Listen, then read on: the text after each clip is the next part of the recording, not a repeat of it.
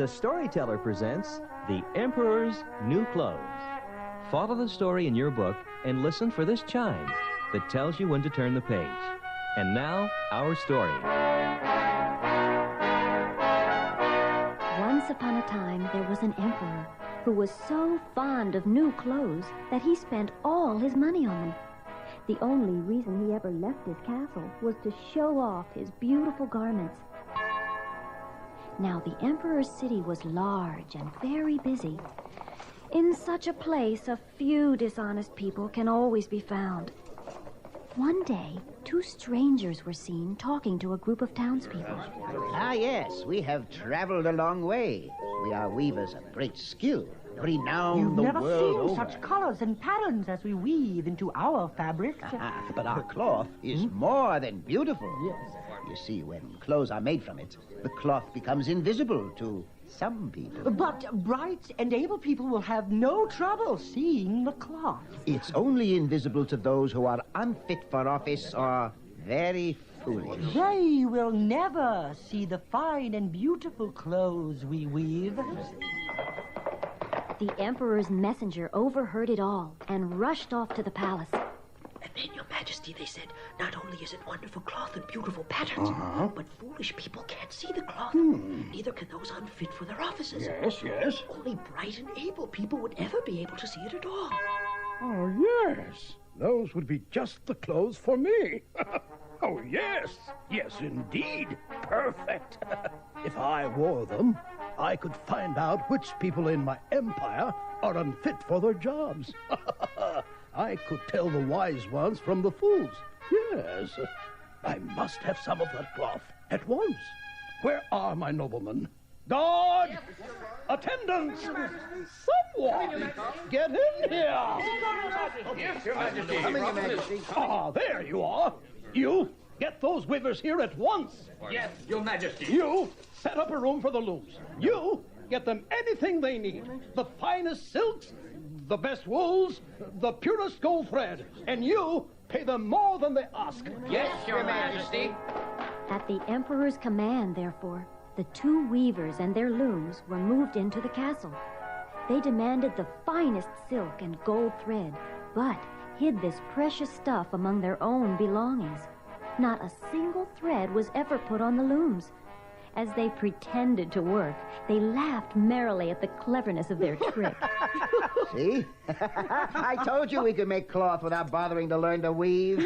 And we don't have to be real tailors to make clothes. Not with this fabric. So, here's to cleverness. And here's to the emperor's new clothes.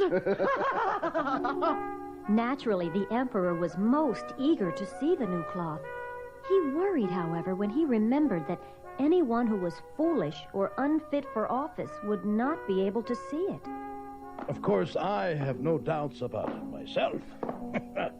I am not foolish, but maybe I should send someone else first to see how things are going.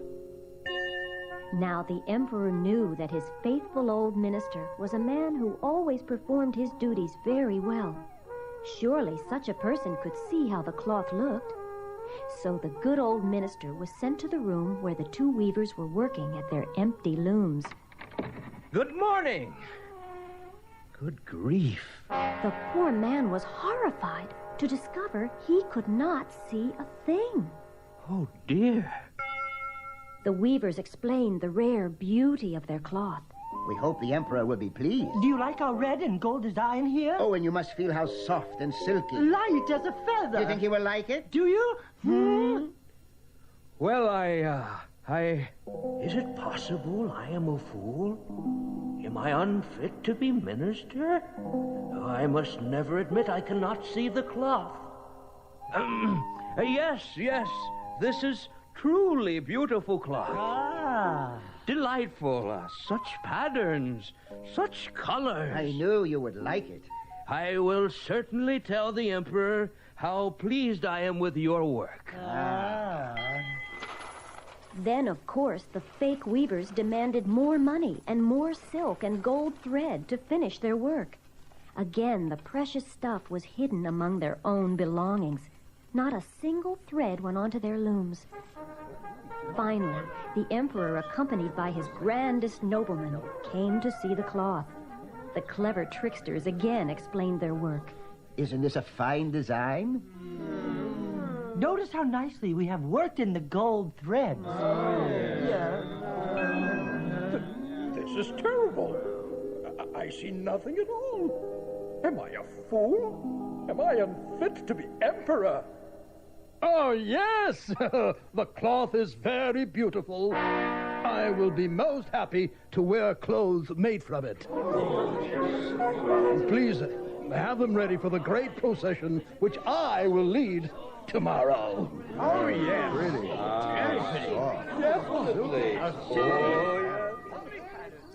The weavers pretended to work all night because they wanted everyone to think they were very eager to have the new clothes ready in time for the procession. The next morning, the emperor and his entire court came to see the finished clothes. Aren't these fine trousers? Here is the vest, and this is the robe. Are they not beautiful? Oh, yes, beautiful. And the cloth is as light as a spider web. Oh, it's very the lightest I've seen, yes. One would almost think he had nothing on. Oh, yes, oh, of course. Certainly, indeed. Then the emperor undressed, and the tricksters pretended to help him into his new clothes. How fine, Your Majesty's new clothes. Yes, very handsome. Absolutely wonderful. The emperor, dressed in very little, walked outside. Two noblemen held up his invisible train. The great procession was about to start. At that very moment, the two fake weavers decided to leave town in a great hurry. The people cheered and applauded, for none would admit they were unable to see the new clothes. The emperor had never worn such successful clothes. Unfortunately for the emperor, there was one person in the crowd who was not afraid to tell the truth. A small child. But he has nothing on. What? What did she say? What did you say? The emperor has nothing on. He has nothing on. The emperor has nothing on. And everyone, even the emperor, learned that the greatest fools are people who fool themselves.